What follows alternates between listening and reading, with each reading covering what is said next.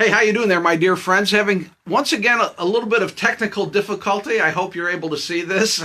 Well, we'll see what happens as it unfolds. I'm Dan, live in beautiful, beautiful Oak Lawn, Illinois. Social media has shown me something, and in my case, I'm talking specifically about Facebook and Twitter and YouTube. Those are the ones I use the most. Those are the ones I'm familiar with. So they have shown me, kind of reminded me, how divided we are when it comes to many issues. Man, we're really, there's a tremendous division going on these days, and not just political issues. I mean, obviously that's the big one. That's sort of the granddaddy, but other issues as well. And I'm talking about American culture, but I think this would apply in other cultures around the world as well. I don't think the fact that people disagree, by the way, even that they sharply disagree, I'm not one of those who thinks this is something new. This isn't anything new in the history of the world. As soon as there were two people on planet Earth, there were disagreements happening. I understand that. But I think it's very possible that social media has sort of helped to magnify it. We see it more because of social media. By it, I mean the disagreements and the division. And I think the way that interactions happen oftentimes on social media, it seems like often they're handled in less civil ways online. Disagreements are handled often in less respectful ways online. It's sort of the nature of online interactions. I'm one of those who believes that healthy, respectful debate over ideas upon which we disagree is interesting. It can even be sort of fun, that give and take, and it can be useful and helpful. But I suspect many of you, I think, probably would agree with me that often the disagreement that we see expressed on social media, how could we put it? It isn't particularly healthy. It isn't a particularly respectful disagreement that occurs often. And so, to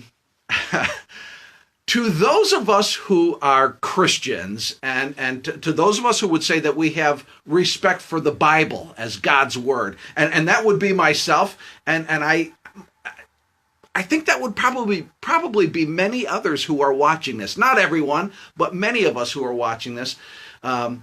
To those who fall into that category, I want to remind you of a Bible passage. You're probably familiar with it, but I'm going to remind you. It's in the book of Romans chapter 12, verse 18. And it says in the passage, if it's possible, this is in the Romans text, if it's possible, as far as it depends on you, live at peace with everyone.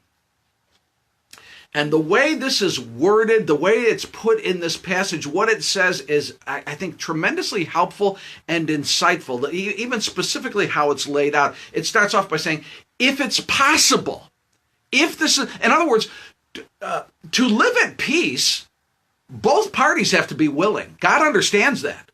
The other party may not be willing to live at peace.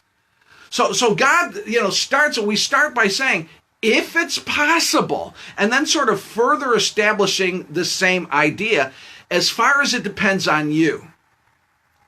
If it's possible, in terms of on your side of things, we can't control other people. We can't control what they do. We can control what we do. We can control, at least to some degree, we can control what we say. We can control what we type. We can control whether we hit the send button or not. We can control whether we're being willing to be respectful, whether we're willing to be fair in a debate with another person, whether we're willing to be gracious.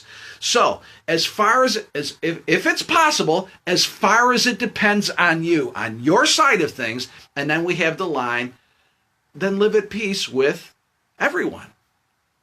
Who? Yeah, everyone.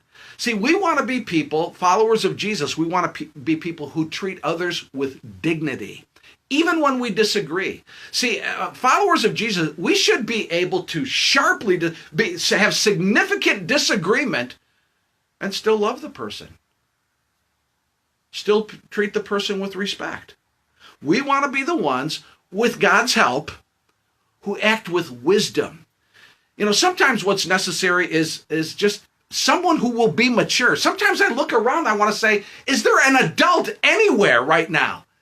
Is there somebody who's willing to act with some level of maturity anywhere? Let's you and I be that person.